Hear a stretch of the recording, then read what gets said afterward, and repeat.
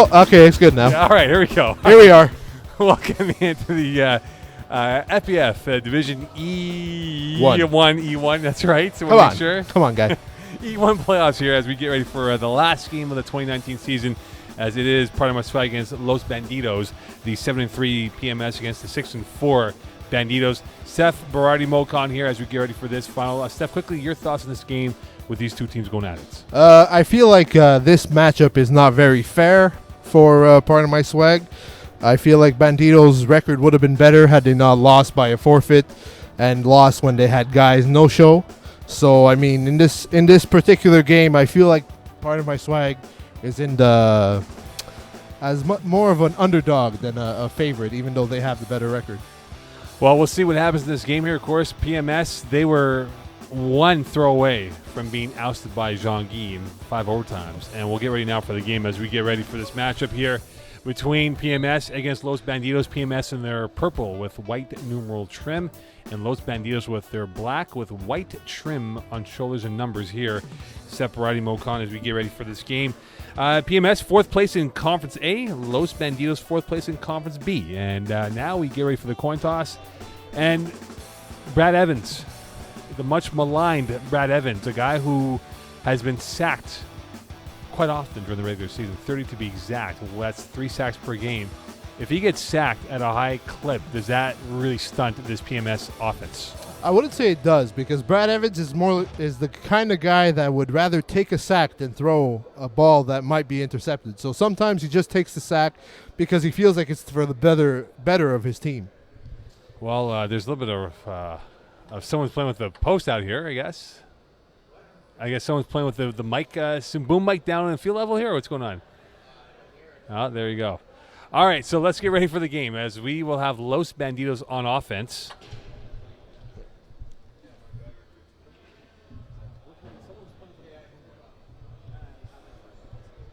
Los Bandidos' offense is pretty much the strength of their game here. Let's see if they score in their first drive. Francis DeRocher, 34 TDs, 10 INTs this year. Base formation. Here's DeRocher's first passing attempt, looking towards the right side. That is caught up ahead and tackled is number 87, and none other than Vincent Benjamin. 46 catches for 685, 14 TDs, and he is the catalyst for this offense. Oh, for sure. He is the main guy of this offense for Los Bandidos. He had a tough loss earlier, so let's say if he kind of swallows the pill and performs to make sure his team wins in the end of this game. And we have a bit of a scoreboard issue. Chris Dagger. It is now 2nd down and about 3 coming up in this first half. Steph Berardi Mocon as we are in the opening minute of play here in the Division E1 final between PMS against Los Bandidos. And, of course, for this Bandidos offense, it is all about Vincent Benjamin. We'll see how they will counter him. Kyle McGugan is on him. Looking towards the right, waiting. DeRocher rolling to the left. Away he goes by Scalzo. Down the left sideline he goes. Makes 1 move, 2 moves, and he's tackled by number 12 and Alexis Boulanger. And that's a big play for this defense. Yeah, Francis DeRocher, he's not. He only runs if he feels like he has to. But this time I feel like it was a quarterback run design play. And he turned it up for quite a gain. Made some people miss. He's tough to tackle. He's a tough player to tackle. And now with this being the 3rd play, we're about inside 21 minutes left here in this first half of this Division E1 final between the Bandidos and PMS. DeRocher off to a good start. A sound start for him as he found Vincent Benjamin once already in this football game. His snapper is number 2 in Xavier Beloy, and here he is waiting for the snap. DeRocher, base formation. Benjamin playing the right wide out to the formation, and here is DeRocher over the head, intended for number 2 in Xavier Bollet, and that will be a 3rd down coming up here. His usual snapper is Felix Prou, who seems to be stretching out on the sidelines there. Might be trying to warm up a bit before he gets in action. Xavier Bolin, he's usually the rusher. He's not much of a snapper, but he gets the job done. But Felix Prou is usually his go-to guy in this particular situation. I'm curious to see why he's on the bench for this play. 20-25 left here in this first half. DeRocher incomplete on his last play. Base formation, high snap looking towards the left. Waiting. DeRocher waiting, cocking, throws, and he is sacked by Scalzo. And that's a big play by Frankie Scalzo. This past season, 5 sacks, probably the most even produced defensive player with 5 PDs, 5 sacks, and 1 pick six. Yeah, he's pretty balanced out as a rusher. He is quick, but he prefers to try not to get to the quarterback per se, but try and get in his way and make sure he makes a bad throw or throw off the back foot. In this case, he got the sack. It was a big sack. Now they're back at least 8 yards. Inside 20 to go, step Brady Mokan. It's a long play now for this Banditos offense. We talk about PMS and their defense. They're very good. But we'll see if they give up the underneath stuff, something that they've done quite often with their defense. 19:32 left.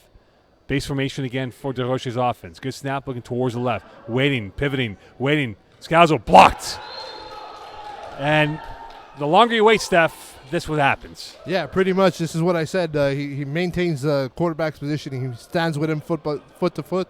He makes sure that he's always in the path in his QB vision to find his receivers. And that play, he got a big pass deflect. So that's 2 big plays from Frankie Scalzo to start off this game. Scalzo off a good start, almost an MVP-like effort so far in the first series of the play of this game here, with 19 or now making 18:55 left in this first half. So DeRoche has gone into park with the offense. We'll see what he dials up as a play to perhaps save this drive and maybe get points. Same thing, base formation, Benjamin, the right wideout. Looking towards the left. DeRoche hopping around. DeRoche with Scalzo on him. Going deep middle. Through the sea of hands. And that is caught for a touchdown. Vincent Benjamin called up God, and he got that coming down his way. That is an incredible catch. He caught it between 3 defenders of Part of My Swag. No idea how he was able to come down with that. How does Part of My Swag not bat that down? Not sure. That was a risky play, though. He threw in the middle. He hoped for the best, and it's sort of a Hail Mary from about 15 yards out. It is Sunday. It is. Church is pretty prominent on Sundays, and Vincent Benjamin prayed to God, and he had that come his way. So it is a 6-0 lead for Los Banditos, and you wonder, because this PMS team is not built to score points at a high clip, if that could be a backbreaker early on in this matchup. They're going for 2, and this could be a huge momentum shift here for Banditos. Rolling to the left is DeRoche, hopping around like a boxer, looking left, looking right. Scalzo pressure, going through and right through the hands, intended for number 6 and Julian Wilson. And now we get to see Brad Evans at quarterback, 1,540 yards passing, 36 TDs, 30 sacks, which is an eyesore for any quarterback out there. Yeah, it must be rough. He must hate. I don't think he's a big fan of running, to be honest. It seems like he tries to get away from the rusher, but it just doesn't seem to work out. Being sacked 30 times, that's 3 times a game in a season. That's a lot. Those 6 plays, in the playoffs so far. Oh, really? That's hard to come back from. Not easy. See what Brad Evans does now on his first play, and he's going to have his hands full with a very good Banditos defense. Evans, first play, looking towards the right, short play, caught up ahead, and up they go is number 23, and other than Craig Brownie, who had 28 catches for 398 yards and 9 TDs. Yeah, Craig Browning is the kind of guy that's not really an offensive threat per se, but he's always trustworthy. Whenever the ball needs to be moved, you look towards his direction, and he gets the job done. He caught it there. He caught it for about 9 yards.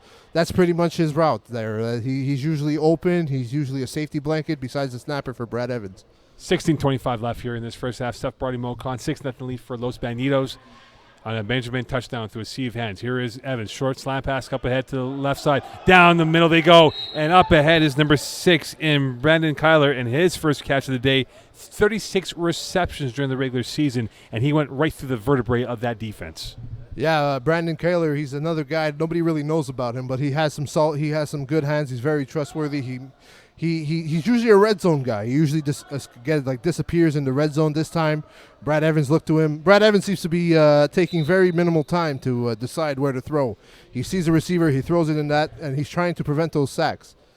And you wonder if that can hold on, because, of course, if that window closes up right away, does he have the ability to process the second and third windows? We'll see now if the Banditos can adjust their defense. Trips left for Brad Evans. Wigan the right to wide out to the backside. Here's Evans looking towards the left, rolling to the right. He's going to get pressured, and he is sacked. A big play again by number 2, Xavier Bollet, and that is his first sack. And unfortunately, Steph, it will not be a shutout of going sackless. It will not. But you saw Brad Evans trying to get out there. He doesn't have much of I'd say a first step It's tough for him to take off sprinting right off the bat. He's more of a guy that needs to gradually run to make plays happen. But that was a great tackle by Xavier Bolen. And honestly, I wouldn't be surprised if this is the first of like 6. Well, it's 1 of 6 right now. So there's 5 more to go if we reach that average mark here. And with 14:51 left in this first half, a big loss of yards. And now can Evans respond back with a quick strike throw? Evans, high snap looking towards the middle, waiting, middle right corner. Brownie skying up there, and he just mossed the Bandidos player in number 5 in Francis Desrochers, and a big touchdown for this PMS offense. There it is again. Like I said, Craig Browning, underrated player. Nobody really knows what he's made of on offense. He's more of a defensive presence. That time, he shows that he has hops. He jumped over. He kind of mossed Francis Desrochers. And he mossed him. He mossed him. He mossed him for sure. That was rough. I feel like Francis Desrochers is pretty upset at himself right now for not batting that down. That was a phenomenal grab, though. Phenomenal throw. That was a great play overall for PMS. 14 to go in this first half, and a big play by Brad Evans to respond back after taking a sack for a loss. And now we see how this plays out for the PMS offense. Inside 14 to go. Base formation, extra point for 1. Evans looking left. He's forced, and he's sacked.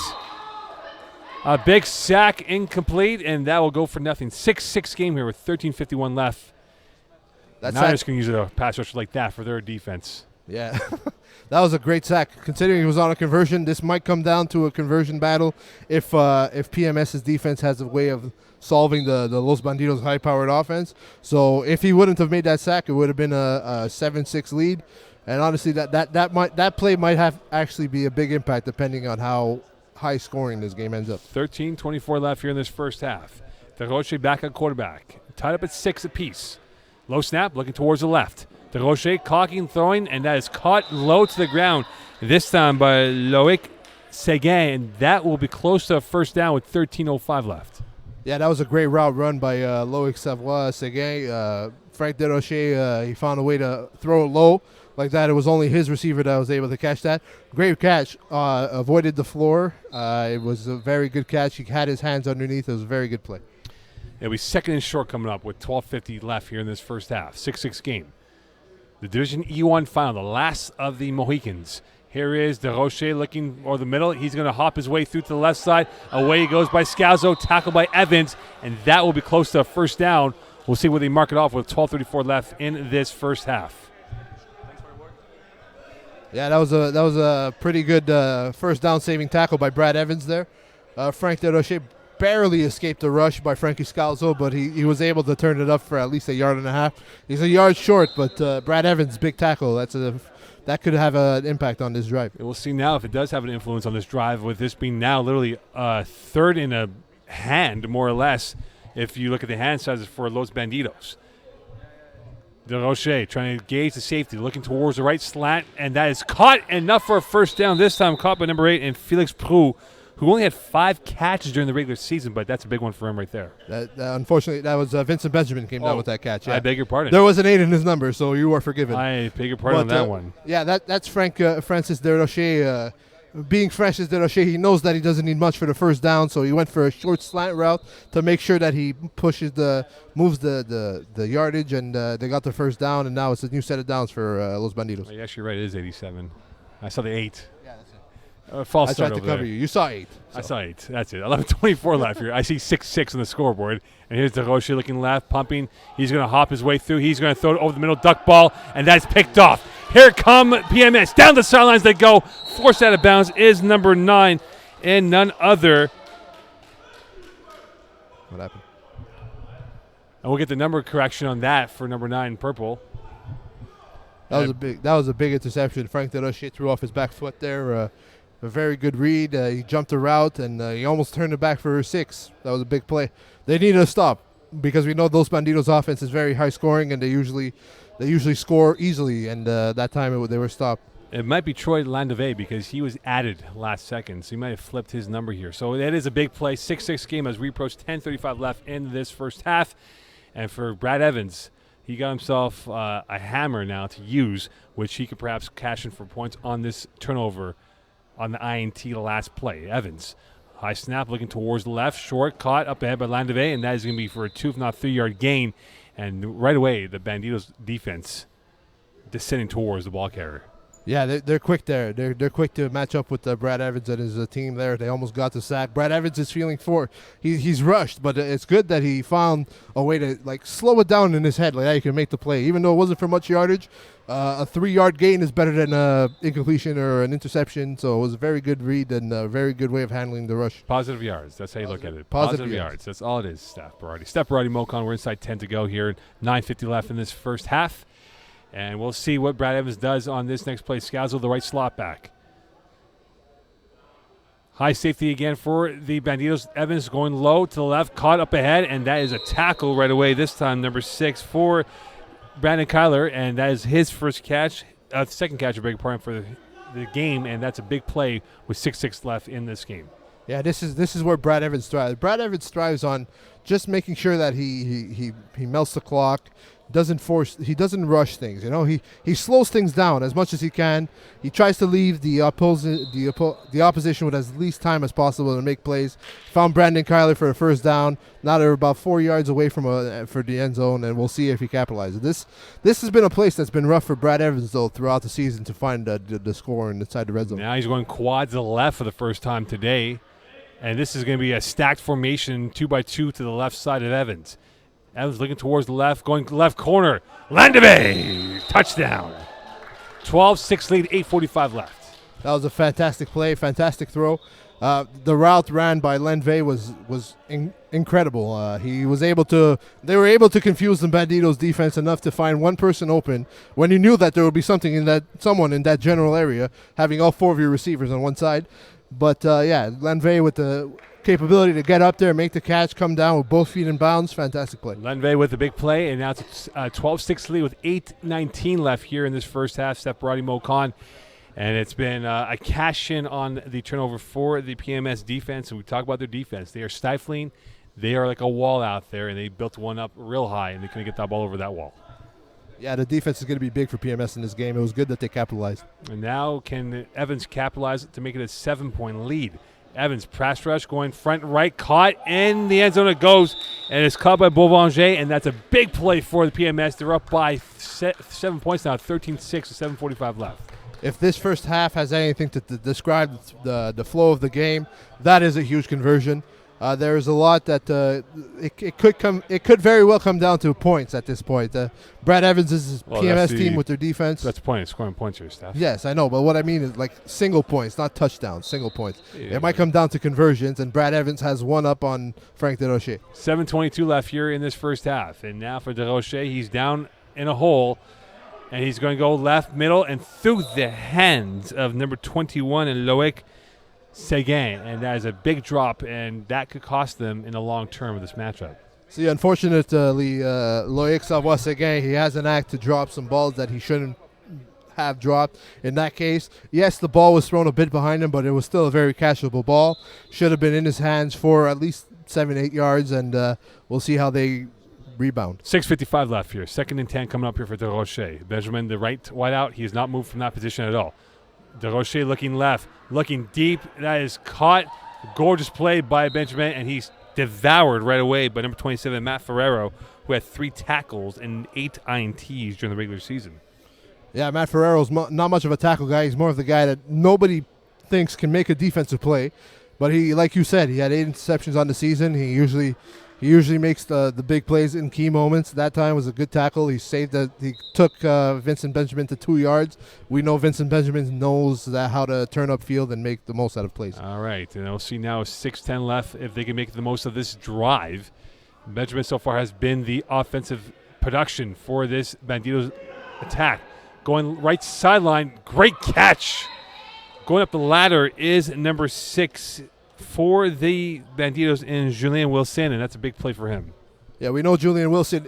He has the reputation of being the second receiver on this team behind Vincent Benjamin and then Loic Savoie-Seguin. So he's the sandwich between Loic Savoie-Seguin and Vincent Benjamin. That time he made a big play. He knew where he was. His field awareness was on point. He knew that the line was there. He kept his feet in, and he got the first down. 5:32 left, beg your pardon, in this first half. 13-6 lead for PMS. DeRocher looking over the middle, and he will look towards the left slant, caught and through the hands of none other than, again, Seguin with another drop. That's his second on this drive. Like I said, Loic Savoie-Seguin, if it doesn't go his way, he made a big catch before. It was a pretty difficult catch to make, but that time, that was an easier catch to make than his first drop. But you have to make these grabs. They're in your hands. You can't look. His problem is he thinks of the run after catch more than actually making the catch. And in this last drive, it's dropped twice, and those might be two big drops. One they recovered, but this one we'll see. 4:45 left here in this first half. And again, for Seguin, not his day so far. Desrochers trying to make it a day. Looking towards the left. He's going to hop again, going in a one hopper. And you wonder if he needs to get his feet set because it feels like every time he hops, he just loses all his trays that he needs to throw a football. Yeah, he thinks that by hopping it would get the rusher and confused, but that time it kind of took him out of his own play. He spiked it to the ground, to say the least. He missed entirely Loic Savoie-Seguin, and he just underthrew it by like 5 yards. That was a bad throw overall for Frank Desrochers. Almost like a Jimmy Garoppolo throw out there, and you wonder if they can survive that again. So we'll see what happens. By the way, who's going to be number one pick in the fantasy football draft? It might be whichever quarterback I believe has many touchdown totals that aren't saved. And right now for Desrochers, he's trying to get that touchdown total a little bit higher than what it is, down by 7 with a 13-6 lead in favor of Part of My Swag, whose defense has been very sound so far. Desrochers looking again. He's hopping to the left side. He's pressured by Scouser, going end zone, picked off by Lanvey, and that's his second INT of the evening. And with 3:40 left, Brad Evans giving another Christmas gift 4 months early.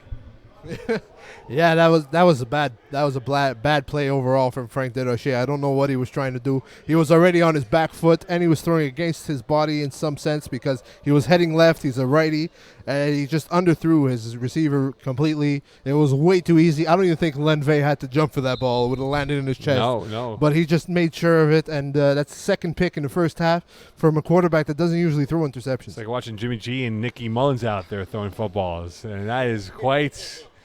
That's quite a mirror image of what we've seen in the NFL. And here is Brad Evans, who's looked very spectacular today, looking towards the deep left. He's got a man open, and away they go down the sidelines, and a great tackle, stopping the touchdown, caught by number 6 and Brandon Kyler. And he almost had daylight, but Vincent Benjamin came through with a big tackle, 2:44 left. Yeah, there was a bit of a miscommunication between Julian Wilson and Vincent Benjamin on that.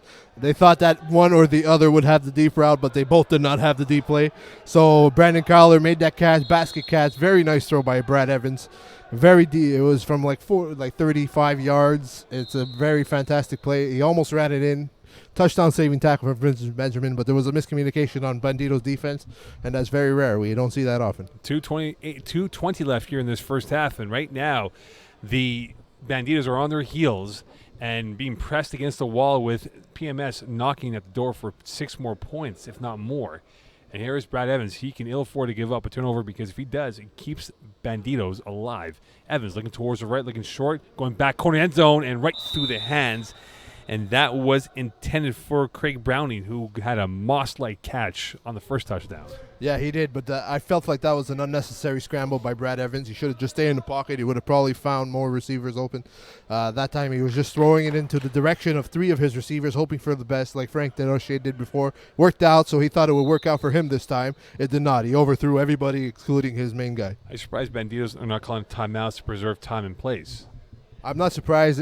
That's more of a higher divisions. You see that more often than lower divisions. Lower divisions, they have the mentality that timeouts should only be used if you're trailing in the second half. So maybe that's what it is here. 1:18 left. Evans looking left, waiting left, right corner, and that is through the hands of Lanvey, and he was skying up there. That ball was a little bit higher than his reach, and with 1:08 left. You wonder if now maybe is getting a little bit nervous for Brad Evans in this offense. I don't see why he would be nervous. Everything seems to be going well. That time he did miss Lanvey. He threw it a bit high, but Lanvey was open. All you had to do was put him more to the side. He would have had the touchdown completion. Maybe he was overthinking his throw, and that caused the incompletion and the high throw towards Troy Lanvey. 45 seconds left here before 5 plays. And now for Brad Evans, you wonder if maybe he's feeling the pressure because, of course, he is controlling this game, and he gets to score. They're up by 2. Going perhaps into halftime of this game. And now Evans, does he have the cucumber-like mentality to be cool under pressure? Looking over the right corner, men are flying like a crash on the 401, and that is going to be incomplete.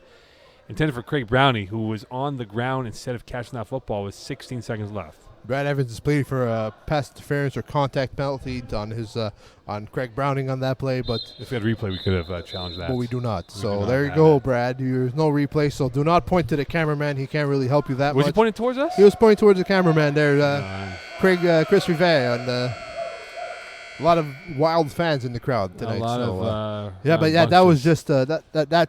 It felt like Brad was trying too hard to make the corner route happen, and he just hoped that there would be a penalty call and they would have gotten advanced yardage, but it didn't work in their favor. 5 plays left in this first half. 13-6 lead, and this could definitely be a play that really could go a long way on who wins and loses this football game. For sure. Anytime you have the chance to go up 2 scores and capitalize on turnovers, it'll always get the you'll always get the edge on your opponent. Now they're going with a stack formation to the left again, as they did earlier in the first half. Evans looking towards the left, waiting, going middle, and that's caught. Touchdown. Caught by Matt Ferrero. And we talk about him. He only had 1 TD during the regular season. That is the biggest of his season. For sure. Matt Ferrero is more of a defensive guy. He's more of a defensive back. And that time, it seems like that stack play is working in their favor. It's twice that they went to it. Different types of routes, but, it worked twice. So maybe that's their go-to inside the red zone play for Brad Evans. It worked twice. That was a great play right at the beginning of the end zone, uncovered. Pretty easy catch, pretty smart play, and it worked. And they're up by 2 scores. 19-6 lead here for the PMS roster. And now you wonder for Banditos if they're going to have to open up the playbook. I mean, they're going to have halftime to recalibrate, but Steph, right now, their offense has been pretty much going nowhere. And Evans is sacked as he's going nowhere. And if you want to give credit to Brad Evans, he's done a really good job protecting himself from getting sacked in this first half. He has. He's been sacked 3 times, twice as a conversion, so it's not really much. Not recognized stat. But, he, like I said, he got sacked trying to make a play. But as for the Banditos now, I feel like they're going to have to go big in the sense they're probably going to try and force a deep play to go down by 1 score to enter the second half. And they're known for it. We know that they have big play guys like Vincent Benjamin, Julian Wilson, and Felix Prou. Maybe not Loic Savoy. He's been having a rough first half. Maybe he'll go to him, and because he has faith in his receivers, we'll see. I'll see DeRoche dials it up now in this next play. Seguin, the left wideout, Benjamin, and early movement by Scalzo. He's going to go deep. He's got Seguin. That is deflected up in the air by Brownie, and that was a free play and 2 flags on the situation. 1 next to the quarterback, 1 deep down the field. And they will have to reassess, and this might be in favor of Los Banditos. The one near the quarterback, it seemed like our official was pointing at rusher interference. As for the deep one, I'm not quite sure what the play might be, but the closer one to us, it looks like it's rusher interference. And this might be an offsetting situation here. So if that is the case, we replay the down. They're still discussing this play. I think it will be canceled out. Rusher interference and pass interference. So we will replay the down as if this never happened. There was contact on PMS and there was rusher interference on Los Banditos. So they cancel out and reset. And it's amazing. Scalzo did go offside. He reset and then he got knocked over. So go figure, right? He reset. He was trying to cover the snapper and it just didn't work. And Banditos got the call on that. All right. Can they now come through with the completion? Here is DeRocha. He's about a step in the end zone, now outside the end zone. Right foot closer towards the goal line. Low snap, looking towards the left.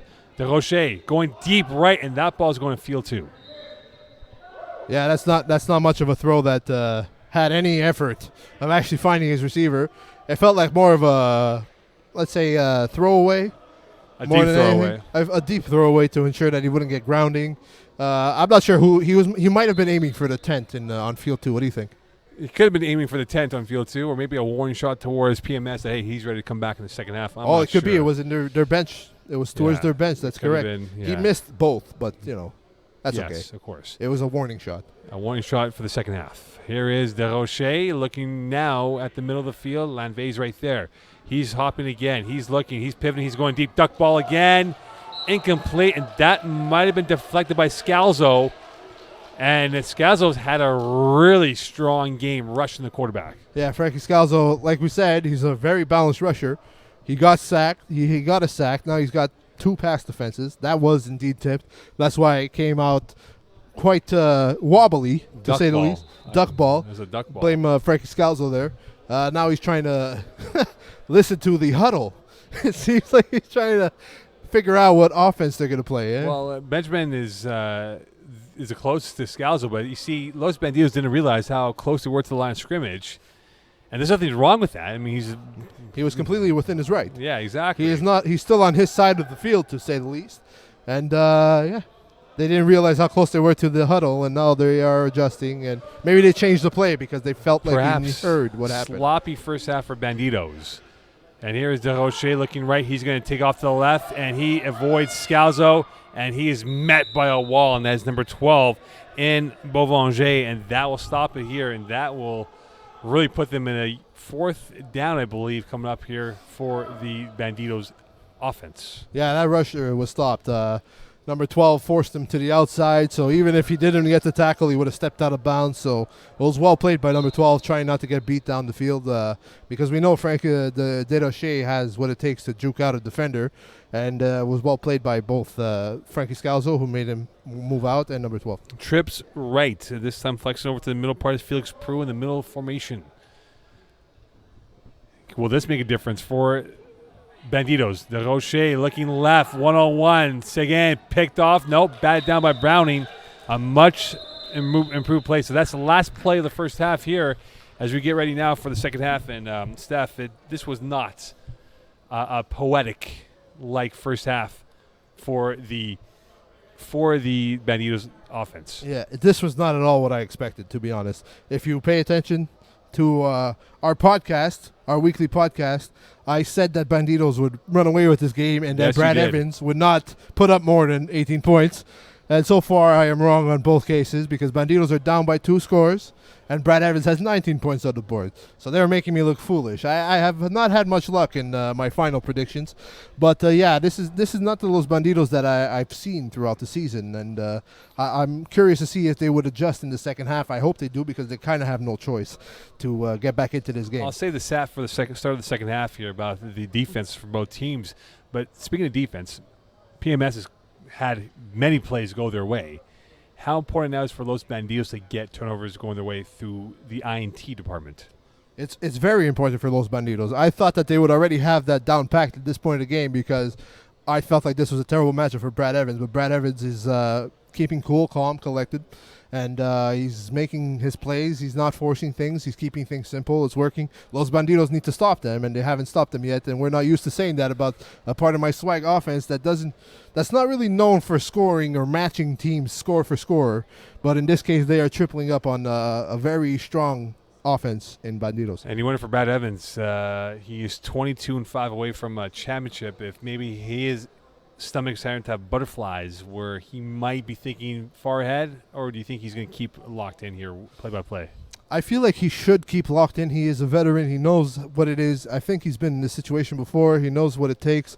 And he can't really he just has to keep the way his team is rolling right now, keep the playbook simple, keep doing what they've been doing so far. They start with the ball at the second half, so there's a big chance to go by 3 scores. And we all know how difficult it is to come back from 3 scores in Flag Plus. All right, so here's the key stat, right, in this game. Coming into the playoffs, both these teams have not given up more than 20 points in a playoff game. And right now, PMS is at 19. They kept their end of the bargain, only giving up 6 so far. They have. The PMS defense is playing a lot better than I thought they would. They are matching up with the talent on the Bandidos team, and I'm surprised so far. We'll see if it continues. All right, now we'll see if there's any more surprises left.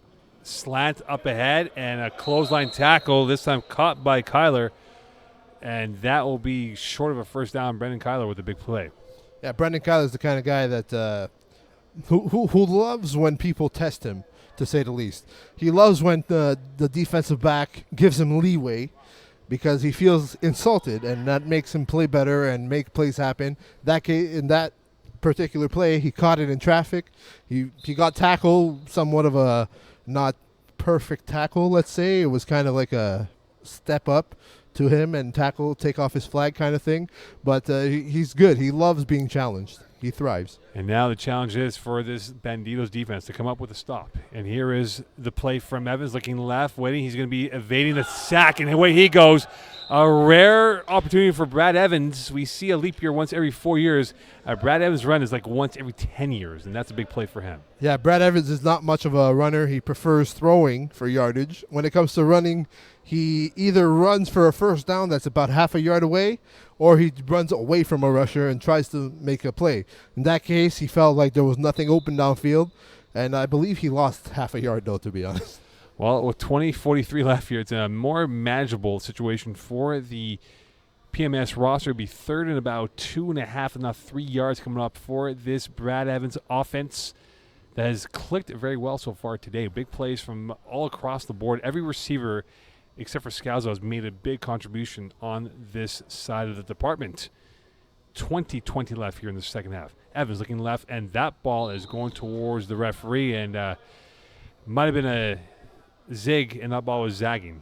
Yeah, that was a miscommunication for sure. You saw that Brandon went inside, and Brad wanted him to go outside, so he threw it to the outside, and he hoped that he would have listened, but miscommunications happen often, and honestly, what Brad is doing right now, he's making sure everybody gets involved. I wouldn't be surprised if he hits Frankie Scalzo like soon enough to get like a first or a big play or extend a play. He likes to spread the offense. He doesn't like for people to feel left out. All right, 19:45 left. Big play now for this Banditos defense. Can they come up with a stop? They need at least 2 in this game to get back in this matchup. Evans looking over the middle, crossing, Browning up the field, first down and more, and that will be more than enough. A diving tackle by a Bandito player, but that was a huge play over the middle. That was a huge first down play there. As we could see, the clock runs now, and Brad Evans is probably exactly where he wants to be. With the lead, with the ball in his hand, making the clock melt, getting first downs and not touchdowns at this point, trying to just melt the clock away like that. The Banditos don't have enough time to come back from these 2 scores that they are currently trailing. 19 minutes to go here, so they're taking off 3 minutes off the clock, and Brad Evans' offense is very slow moving. Very slow moving. It goes at a pace of a bicycle, more or less. And with 18:55 left here, Evans is looking cool in the pocket. Evans, good snap, short play, right side caught, and tackled is number 12 in Beauvanger, and that will be a short gain with 18:42 left. Yeah, now Brad, you can see he's playing conservative. He's just throwing short within 5 yards. Frankie Scalzo was open on a deep route. He wasn't really looking towards the deep route. He was more of a decoy, to say the least, hoping while trying to get one of the Bandito defenders to bite and leave more of the middle of the field open. And in that case, they didn't bite, so they only had the short yardage, and he gained about a yard. 18:15 left here in this second half. Separati Mocon, 19-6 lead for PMS. Their opening drive up by 13. Evans has a base formation. Scalzo, the right wideout. Evans, snap, good, high, looking over the middle, waiting, looking, and he gets spun and sacked. That'll be for a 4-yard loss, and we talk about the Brad Evans sack ratio, and I think he's hit it so far today. Yeah, I'm pretty sure he's one away from his playoff. Is it 3 already now? Well, that are actually registered. Oh, yeah, it's true. The other one was about half a yard. It wasn't really clear enough. But unofficial. Yeah, two official that are obviously sacks. The other one was probably also a sack, but not by more than a yard. So right now he's at that average, playoff average, you know. And you know what? It's okay. He would take the sack. Why? Because the clock still runs. And now when he gets back with his team. Always running, Steph. Hey? This clock's always running. Well, what if they call a timeout? It doesn't run. Yes, but they're not calling timeout. Well, I mean, they could. It's an option. It's an option, but the clock's running. You know, they get slow. They're slow to the huddle, slow out of the huddle. Everything is slowing down the play, it's like and the clock's just ticking. Like Chinese torture, it's slow moving. And here is Evans looking down the left side, caught up ahead. Kyler is going to be cutting that distance down by half, and with 17 minutes to go on the clock officially, they've killed off 5, and now it's going to be 4th down and a big or long 2 yards coming up here for this PMS offense. That was you knew in that play that Brad and Brandon Kyler have been playing together for years. The communication was perfect on that one prior to the out in mumble jumble before.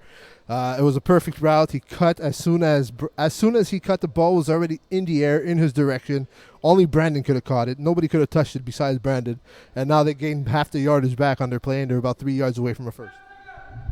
10 seconds to go. So you are seeing these real grind-out offense because they're not breaking the huddle with 10 seconds left. And they call a timeout here with 16:15 left here in this second half. And they'll have to stop the clock, which they will indeed. So what is the play call here, Steph, for this PMS offense? Honestly, right here, I could see them go for like a quick slant route, try and get that first down from 3 yards out. I wouldn't be surprised if he has Frankie Scalzo run a drag. The drag could work here too, just run across the field and then find him. He runs into your vision. So you could just give him the ball, make him run up, gain that yardage, and then just get a new set of downs. And that's what I see happening. What about you? They went to the slant a couple of times. Yes. So can the Banditos adjust to that? And again, talking about windows, right? Take away the first window because he's gone quick strike often here, Steph, and we'll see if that is the case, if they can take away the first read and make him go to his second, if not third options. And now with 16-12 left, they've killed clock, but they need to get points here. And 6 more would definitely help their cause. Here is Evans. Good snap. Slant again over the middle. Deep end zone, and that's 6 points. A big catch for Craig Browning and a huge touchdown, 25-6 with 16 to go in this ball game. That's big, not because they scored again, but because now they go up by 3 scores, and they ran off 6 minutes of the clock. Well, more than 6 minutes. Our clock seems to not have moved, but the referees have a clock that's moving. That was a good play. And Craig Browning, he's having a pretty good game, man. He seems to be the guy on offense that they turn to when they need it. That was a big play, great routes, great play call, good for Brad, finding him, keeping cool, and just making sure that he got into the end zone. 25-6, and the clock has not moved. The clock has not moved. The clock has not moved, Eagle. Fair enough. Thank you, Eagle. The referee's clock is moving, though.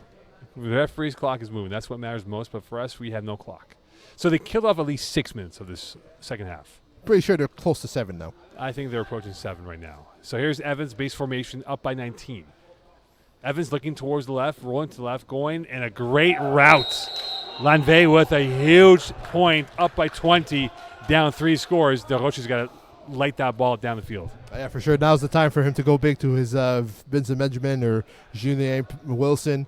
That was a great catch. Honestly, for him to know that he was at the end of the end zone, put those 2 feet down, make that 1 point, that point makes huge difference. Honestly, now they have to score 3 times. We'll see if he's rattled a bit. Banditos are not used to trailing in a game. They usually have a defense that bails them out in these current situations, and right now their defense is not showing up. 26-6 lead here. It is now DeRoche at the helm. Low snap, 1 hopper. Looking, he's going to take off around Scalzo down the left side, and he is evading 1 now, tackled by Browning, and that should be enough for a first down. They need to get that play going through. Yeah, they needed the yards right away. I was surprised that he took off running. I thought that he would turn to his arm, but Frank DeRoche, he knows that he can make plays happen with his feet, and that's exactly what he does. And that's a big, that's about 13-yard gain?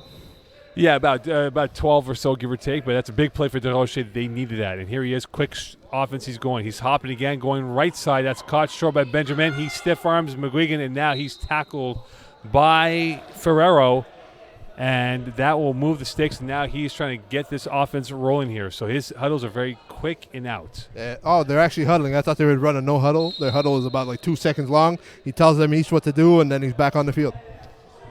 DeRoche quickly looking right, pumping, looking, going right corner, and that is field 2 bound. Flag on the play. And this might go against Scalzo because he might have roughed the quarterback, and he does indeed, and that will move it up even more. So that's a big play with 15 to go in this game. That is a big play. That's kind of a late flag, but I guess the referee made sure that the contact was made, throwing the flag, and now that's a 10-yard penalty. And that incompletion is irrelevant at this point because they just got half of the yardage to the end zone back. And now with 14:45 left, we assume that's the correct, accurate clock right now. And with that, we'll see if DeRoche can cash in on these points. Down by 20, so they need to get 3 stops. They do to get 3 stops. It's going to be tough. 3 stops, which is going to be awfully tough now. The odds are stacked against them. But we've seen some crazier things happen in the playoffs. DeRoche pumping, looking back end zone, and that ball goes off the wall, incomplete. with 12:28 left here. And again, these huddles have to be quick, Steph. They can ill afford to spend more than 10 seconds calling out a play. For sure. As soon as they get to the huddle, he tells each receiver exactly what to run, and then they're back out there. The whole like boxing stance, jogging in place kind of thing that he's doing doesn't seem to be working or rattling Scalzo at all. No, so there's 12 minutes left in this football game. So there's 12 to go and very little time left. Looking ahead, Scalzo avoids the sack, going end zone, and DeRoche throws a touchdown pass, and that is a 26-12 lead. Do you now decline the extra point attempt to save the time if they are thinking like that? Because I'm down 3 scores, I would decline the conversion, and I'll just make sure that I just make the next stop, and I would do what I have to do to keep the most time for me to make an actual offensive play that could lead to 6 instead of 2. Felix Prue caught that touchdown pass, so that is a big play with 11:35 left here. But, Steph, you're down by 14. I would have declined and said, look, let's just go back onto defense here. You're killing off seconds if you don't cash in on the 2 points. DeRoche slips, sacked. So it was all for naught here. You wasted almost 45 seconds that could be valuable towards the end of this game. I don't know why he still goes with the boxing stance kind of thing. It doesn't seem to be working. He took himself out of the play in this particular moment there. It was an easy sack for Frankie Scalzo. As soon as he fell, he got up. He was already there for the flag. But, yeah, like you said, they wasted way too much time with that play. And what was it for? You fell. Good for you. Now you have to get back up. And then what? Now the clock's still running, and Brad Evans, who loves melting the clock away, has it with less than 11 minutes left. Yeah, for 7 minutes. So if they are able to project another 5 to 7 minute drive, this game's all but over. Here is Evans looking at the referee, and he knows what he's doing very well. He is putting this to a meat grinder like pace. 10:33 left in this second half. Evans now, good snap, looking towards the left, going deep. Gorgeous throw through the hands, incomplete for Brandon Kyler, as he just missed him by a couple of wind lengths. Yeah, see, to me, that's a questionable play. Why would you go deep when you don't really have to at this point? You're up 2 scores.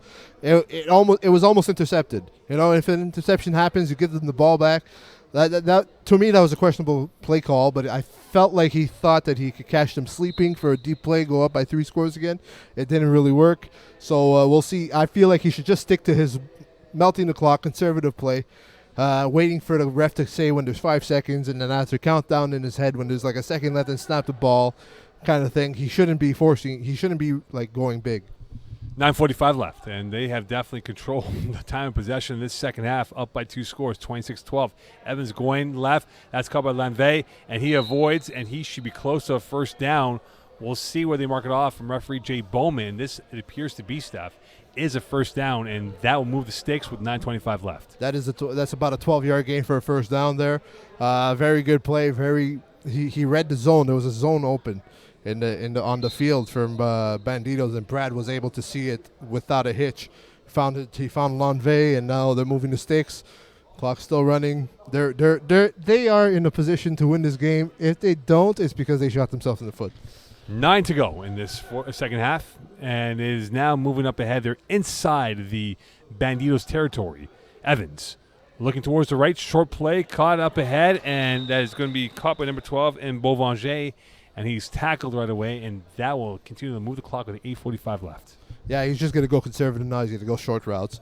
He's going to send people deep to pretend like he's going for the strike to win, to get a score, but those are basically decoys for his shorter guys to get open. And in that case, that's what happened, and they gained about 2 yards. But this is what Brad does. He melts the clock. It's the best thing to do when you face a fast, high-powered offense like Banditos. They have been shut down on defense, PMS, though. It's been a very spectacular game by their defense. Banditos have no answers for Brad. I think it's now up to 10 minutes of possession in this second half. 10 minutes of 14. Here is Evans going right corner. Kyle with the catch, and he's forced out of bounds at the 1 yard line, and that will put them at the window to crash through for perhaps more points. Maybe they're going to go with their 4 guys on one side, jumbo pack system. Stacked system, and I don't know, it's worked twice before. I don't see why it won't work again. It seems like Banditos couldn't adjust to that. They seem to be dropping coverage a lot. I don't know. They seem to be missing guys. They don't expect Brad to go deep, so they expect to stop him short, But in that sense, you leave the deep guy open. In that case, it stopped at the 1. 7:30 left here in this second half. And definitely time is an essence for this Banditos team. Evans looking left, waiting. And out, caught. Incomplete, bobbled out of bounds. Kyler had the right read. Is that too much spice in that pass? I feel like that was a very tight window to fit that ball into. Like Brandon, there was spot on coverage. It was like white on like an eggshell kind of coverage. It was tough for anybody to make a play. Is that what you're trying white to on rice? Yes, that was what I was trying to say. Eggshells, but white on yes. eggshell is almost the same thing. But there are brown eggshells, so Yes. white on rice makes more sense. There's brown rice also. There is brown rice too. But yeah, the saying is white on rice. He was pretty close. So that was any division you play, that would be a tough play to make. He tried to get it. It didn't work out. And now they're going to try again. Inside 7 to go. It's now approaching 12 minutes of possession here. 12 minutes of time of possession. Evans rolling to the right, looking short. Caught. Colin McGuigan. Touchdown. It's now 32-12 with 6:33 left. And you wonder if that might be the final nail in the coffin. That, in my opinion, that is the final nail in the coffin. They're still taking their time getting to the conversion. Los Bandidos will not have much time to come up with 20 points, especially the way Brad Evans plays and melts the clock when he gets the ball back, unless some miracle happens, which is always a possibility, but it's unlikely at this point. If I'm them, I play keep away. I just drop guys back deep into the other side of the field, just throw it there, kill off more seconds, and that's how you do it, right? There are 6 minutes left in this ball game, so it's now a do or die for Bandidos because they're down by 20 points, 3 scores, and they have very little time to work with. Evans going short front, and Ferrero with the catch. 33-12. We're in points with 5:45 left. So not only are they up by 21, not only are they up by 3 scores, but they're up by 3 scores and 3 conversions. So this is a very tough comeback if Bandidos were to make something out of this. The clock's running. There's 5.5 minutes left. Francis Desrochers, you could see he's frustrated. The whole team is a bit stunned that this is the outcome. They didn't expect Brad Evans' office to put up 30 points. No, and he put the vice clamps on, and he squeezed the life out of them. Here's Desrochers. He's got to go deep. He's blocked by Scalzo, and that's caught by Vincent Benjamin, tackled by Kyler. And that was about to be picked off by Benjamin right there at the right time. I mean, Frankie Scalzo has been playing extraordinary today. He keeps getting to Francis Desrochers. He's got about 3-4 past the flex right now. Yeah, he's got the sack. He's done very well. He's been a thorn in the side of Francis Desrochers. I got that saying right. I think Marc-Andre Delaunay has given his congratulations with 4:53 left here in this ball game. So perhaps the kiss of death. Here is a deep ball down the right sideline, picked off out of bounds. Desrochers tried to go for the jugular, but couldn't keep that ball in bounds as Lanvey was right there, but could not keep his feet in bounds. Well, at this point, they're kind of forced to go always deep. I mean, there's 4.5 minutes left. They're down by 21 points. You can't really play conservative at this point. You got to go big or go home, and they don't want to go home without a fight, so they're going to go with You've used every cliche, eh? You know what? That's part of my broadcasting skill. If you don't like it, too bad. That is what it is, eh? RDP's finest right I don't there. hear anybody complaining besides you. So we'll find out. No, you're not. Yes. Eagle is complaining. Eagle is not left. complaining. Eagle is complaining. Eagle, you complaining? Well, I don't hear your complaints, so you're not complaining. You haven't told us your first pick in the NFL fantasy draft. Here is Desrochers going going right to left, caught up ahead by number 6 in Julien Wilson. His third catch with 3:55 left. But again, Steph, they're just going almost at a pragmatic pace here, trying to move the ball up ahead. Well, for sure, it's hurry-up offense right here. They don't have time for a huddle. They still huddle, though, for some reason. I mean, this is not time to talk things over. You need to score. Just give them routes that will get them into the end zone and hope for the best. And it seems like this time here, they're huddling. They're spending way too much time in this huddle, considering they're down by 3 scores. So we'll see. 3:25 left here in this ball game, and Stefano Barati-Mocon, and it appears all signs are pointing towards PMS with the victory. And here's Desrochers. He's going to take off. This is not going to help the cause, and he gets tackled right away by Beauvanger. And again, the inability for Bandidos to really open up their playbook has really handcuffed them in this ball game. That's true. I mean, he went for a run. Yes, he got the first down, but a first down doesn't do you much at this time of the game. You got 3 minutes left. You need to score. Running was a waste of time. You just got to throw it up there. And I don't know. They don't seem to be very concerned that they're down right now. No, I think they might be waving the white flag here. And a deep ball to Desrochers, and that is incomplete. Flag and play, nope. And that ball was intended for Julien Wilson. Thought he was hooked at the shoulder. It was 2:45 left here. And, again, the deep ball has not worked well for them at all. Their offense rides on their deep ball, and PMS has been able to shut that down. They've been able to maintain Vincent Benjamin to less than about 10 yards a catch, which is unheard of. He usually averages like 15. So PMS's defense is really spectacular. 2:18 left. DeRocher looking left. And that's almost picked off, and a great catch, strong hands. And that will be a gain of about 8, if not 9. And Seguin with another catch with 2:05 left. Yeah, this is pretty much, they're in no rush. They know this game is over. They're just playing for pride at this point, I would say. They're just trying to work things out for maybe their next season and working different plays, trying things out in different situations. Are you more impressed with the PMS offense or defense today? Their offense, for sure. And here is DeRocher, and he's trying to get the offense revved up. He's tackled again by Boulanger, and that will make it a first down. But again, with 1:35 left here, this game's all but done.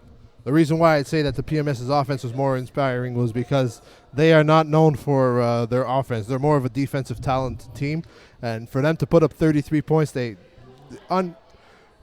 wouldn't have thought that they would put up over 30 points. In this game, these two teams, we didn't think that PMS would be the team with 30 and Bandidos would have 12. No, many would have thunk it would have been the other way, but the tables have turned. And here is DeRocher looking to the right side, caught, touchdown. So a respectable touchdown. Julian Wilson with the catch, 33-18 with a minute to go here, and this game is all but done here, and they can just play it out. Yeah, this is pretty much a pride touchdown here. Down 15 points now. They got their touchdown. Yeah, they could go off on a high note, let's just say, even though they didn't win the championship, but they got a score, and it's a bit more respectable, the lead. Well, 43 seconds left here. Extra point attempt to make it a little bit more closer, but it's going to be formalities at this point. And here's DeRocher, low ball. That's incomplete. Diving for it out of bounds. And we will get ready for Duns. Yes, Duns is calling our name. There's less than 30 seconds left in this game. And this game is done. Before 5 plays. But I feel like, there's a timeout's been called. So they're going to hope for the timeout game here, the hack-a-shack.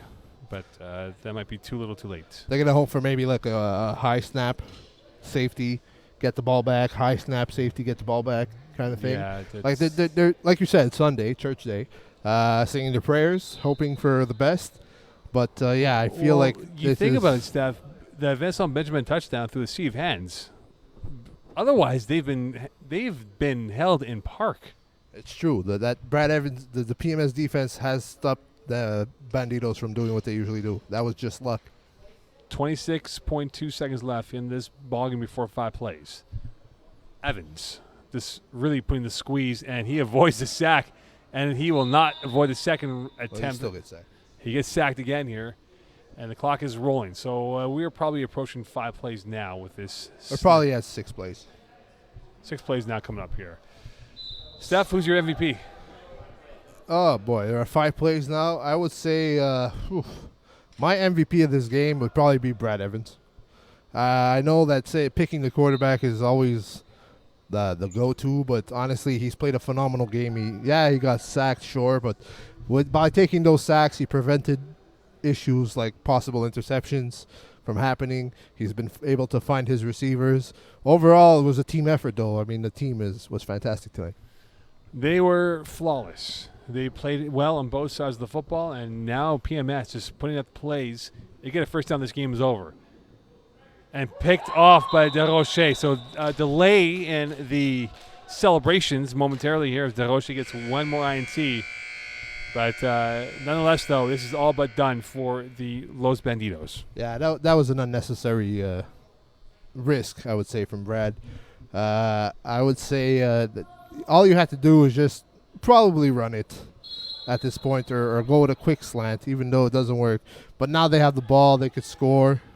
And, it won't make a difference because this game is pretty much over. There's 4 plays left. So that's what's happening. And the Bandidos are getting set here for their next drive. And this is strictly pride right here. There's nothing more, and they know it. All right, here's DeRocher. Last few throws of the spring season, and well defended by Kyle McGuigan.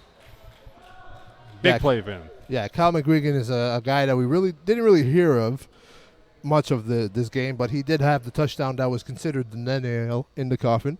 So I mean, this game, I'm surprised. Honestly, good for Pardon My Swag. They deserved a very good team victory. They were able to to stop high-powered Los Bandidos from actually doing what they're able to do.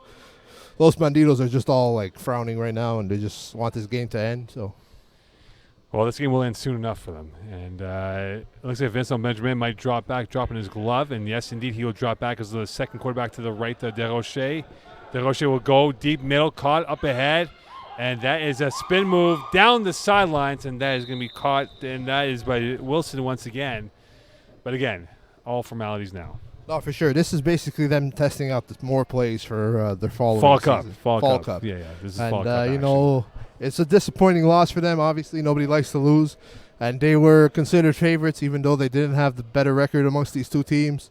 So they felt like that there was an overall letdown for Los Bandidos, and that'll stay with them.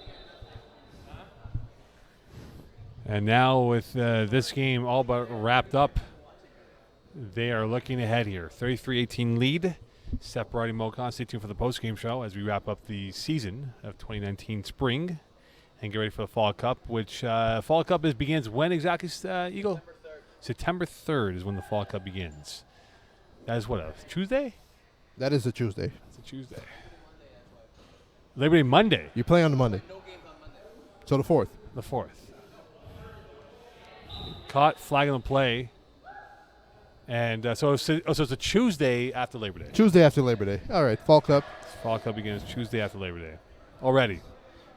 Yeah, I mean, it's a great place to start, the Fall Cup. I mean, we a soccer season here? We just have no breaks? Is that what it is? Nope. That is not at all how no this company works. No replay, no TVs. Sir. No, sir. We got 2 beer No shots. Actual president. No. Is present. No, he's MIA. He's MIA. Yeah. And I don't know. We got a replacement president. PMS wins. PMS has won the Div E-1 title, and the referee has called it. What is going on? A very subdued ending here. Nobody knows that it's ending.